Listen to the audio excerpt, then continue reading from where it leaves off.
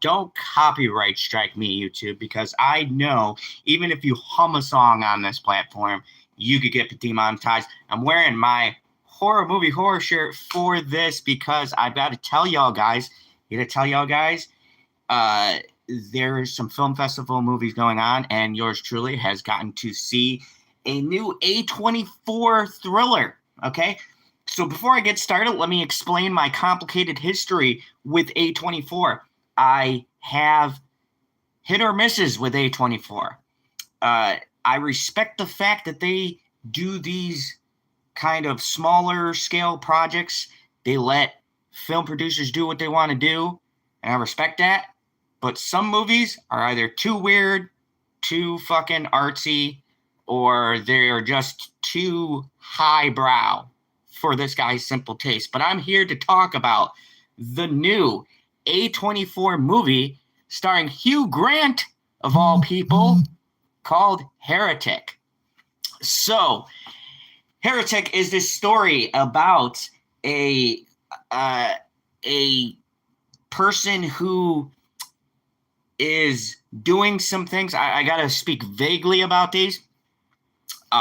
So this is about a person who is doing some things, and these Mormon people are going and spreading the good word, and they go to his house, which happens to lead them into, hey, how are you, Carmen? Good to see you. He goes to, these two Mormons happen to go to Hugh Grant's house. Some shenanigans ensue. They get trapped, and their faith gets tested. So, this is a truly interesting film for me. If Hugh Grant has been in a horror movie, I'm pretty confident all of Hugh Grant's movies. I want to say he's played a villainous character or a ridiculously slapstick, goofy kind of thing. But this is the first movie I've seen Hugh Grant play a straight up evil guy. And I want to say what makes Hugh Grant's performance interesting in this movie in particular, non-spoiler, we're going to rate it 5 then. No, lovely bitchy, I will not be rating it 5 out of 10. God. No, I'm not going to go into details on this. So this movie is basically two Mormons go to this house, and you can see this in the trailer. They don't really give shit away. This is more the first act I'm going to talk about because I don't want to spoil what this whole movie is about. But basically, two Mormons go to this house. Hugh Grant plays this kindly old guy who invites them in and, invites them for blueberry pie. It's a candle. Wacky shenanigans ensue. Now, something I want to highlight about this movie is that this movie is one of the smartest challenges of faith. And what I'm talking about is this is a very religious movie. And I don't mean religious like you're going to be preached at from both sides, but this movie is one of those movies that make you question religion, whether you believe or you don't believe. It's a movie that asks smart questions about faith and how much people are willing to put into faith, both sides of the argument.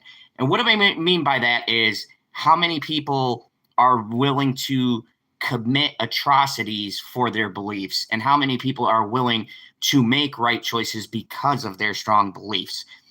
It's very smart religious horror movie, which really doesn't take shots at either sides, but ask you to think some serious questions. It's really hard for me to talk about because there's something that happens that truly makes you question a lot of things.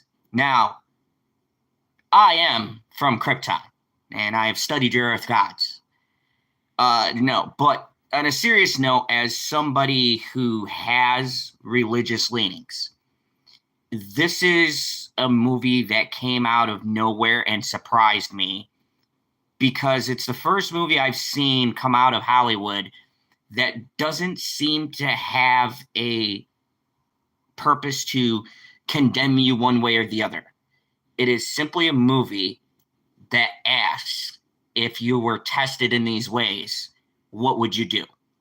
And I guess the simpler way of saying this premise, with me dancing around this, is the question of, if you are put into an extreme circumstance and your faith is really tested, are you going to believe in that? And as this goes on, the situations get worse and worse and worse and worse. And as you sort of go through this and you see what's unfolding and what this person's true plan is, it's crazy. But the craziest part is this movie has a wacky sense of humor. So let me talk about Hugh Grant before I get to our two leads. There's only like 3 people in this movie. Hugh Grant is an interesting antagonist because Hugh Grant, if you've seen the man, comes up as that friendly neighbor. That is the guy I'd go over and have some pie with and talk about. And, you know, he'd get the paper and he'd be like, oh, did you see the news the other day? And you'd be like, yeah. And he'd be like, and little Jimmy came over and cut my lawn. He strikes me as that kind of guy.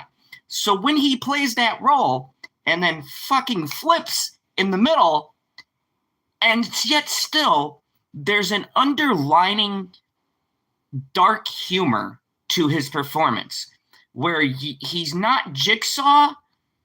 He's very gleeful in what he's doing. I wish I could fucking go into details because I can't. I can't say any spoilers, but I can say that his performance is right up there with where Nick Cage was for me in Long Legs. Nick Cage is behind you. Scared the hell out of me. Yeah, I know. He's also doing this review. But this is one of those movies that the fucking end of this. Oh my God, the end.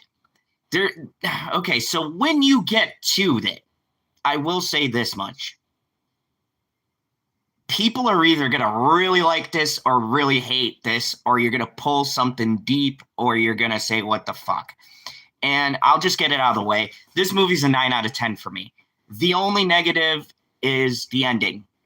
I want a little bit more, and you'll understand when you get to that. But this movie is a smartly written horror film. This is not only a smartly written horror film, but this is a horror film that is asking you to ask questions about what you believe in and what you would do in this situation. So you have these 2 young ladies. Let me talk about them because I haven't gotten to it. We have Sophie Thatcher and Chloe East, who Chloe East has appeared in True Blood. She's appeared in Kevin Probably, let me see, and Steven Spielberg's semi-autobiographical The Fabelmans, which was a decent movie. So she's got some acting chops. And then we also have in this, who's the other person? I don't want to say Sophie Thatcher. Both of these young ladies play off of each other fairly well. One is Sophie Thatcher is the snarky one, and Chloe is sort of the shy one. And as you're going through what is happening to these 2 people, so if you don't know, this is actually a trailer you can go and watch. It won't spoil anything. Most of what they show in the trailer is not even like the first fucking 5 minutes of the movie. There's nothing spoiled there. But you see the character of these ladies tested as they go through. And as you start to get more and more into what is going on, the personalities of them shows more. And it's hard for me to reveal this because it's like I don't want to say anything that'll slip and give anything away. But both of these young ladies have certain attributes you'll notice in the beginning of the film. And as they're being tested through what's happening to them in this movie, you start to see either which way they're going to go as far as what they believe in. And I know that's a fucking roundabout way to say it, but basically, each of their personalities are more pronounced as you go through this movie and as you see what happens to them. It's very hard to talk about just because of how great everything is. And when this movie actually comes out, I will be doing a spoiler breakdown because then I really want to go in depth into exactly what I mean. But I'll say off of the first 5 minutes of this movie, you can kind of get a sense of who is the one who is more forceful with what they believe versus the shy and timid one. And then who actually has the belief in what they're selling versus they're just peddling something. And that's really the whole point of this movie. The whole point of this film is, and really, this is so smartly shot, you can equate this to anything, but it is a belief in not just faith, but in yourself in general. It's a broad statement on religious belief in yourself, having the confidence to believe in yourself, and what are you willing to do to back up what you believe in, basically. And what this man does is on the fucking extreme end. And he's putting these two people through this specific situation in order to see if their conviction is as strong as his conviction in what he believes in. And that's pretty much all I could say without giving anything away. So the cinematography is great. The camera work is excellent. There's a lot of great songs. If you haven't seen the trailer, they have that one song where it's like, all I need is the air that I breathe.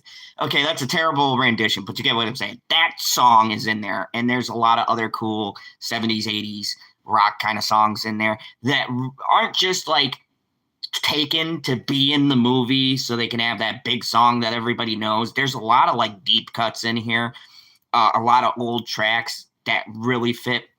The best part about this movie is, much like what Longlegs did for me, this is a very tension-filled movie. And I think that Hugh Grant having some comedic, and I mean dark humor, this isn't like, haha, Marvel, we're going to throw a joke in here and fuck up the whole movie. This is like, there's some fucked up shit happening, and he'll say something offbeat, which makes the moment funny, if you get what I mean. And it kind of relieves the tension until you realize what's going on. But the movie never lets go of the tension you feel right up to the ending, to when you find out what's going on, why it's going on. And the other thing, the good and bad part about the ending is they explain enough without explaining too much. And it's both a positive and a negative. Now, for me, I am fine with the whole never really getting very many answers thing. But a lot of people might be super on board with this and then get to that moment and be super pissed off. I saw a lot of people talking about Longlegs and not getting that. So this one is going to fucking, I don't know, massively divide people, because I thought Longlegs was simple premise to get. But apparently that like split people right down the middle. So I think this one is going to be one of those situations where people are going to be split right down the middle how they feel about this. But if nothing else, you definitely should see this movie for Hugh Jackman's acting. It is absolutely phenomenal. So all in all, what do I think about this movie? I think this movie is a 9 out of 10. I absolutely enjoyed this film. I think that horror is hitting their stride coming into the October season. I'm super excited. This is what I go to see these types of things for. So definitely go and check this one out when it comes out. Let me give you guys a date, because it's not quite I got to see a preview of this, and the date of this film is. God, I love to be more professional than this. Hold on. It is going to be coming out. Damn, man. Oh, here we go. November 15th. So I'd say go and definitely check this one out. Love this movie. Thought it was very good. And Hugh Grant may have a great opportunity in horror, but I definitely love the suspense. And I gotta say, that the other people in this movie as well, because I just don't want to sell the rest of the cast short. So I do want to say that everybody puts in a great performance. This is a small cast, so I want to say Hugh Grant, Sophie Thatcher, Chloe East, and I'm not going to say the third person because it's kind of a surprise. But I will say they all put in a sound performance in this movie. This movie is going to be up there with like my top movie. Like my horror list is going to suck making this year. Like honestly, I don't know what's going to be in my top 10. I know this is going to be in there. Long Legs. We had Abigail. They were all great. These great horror movies.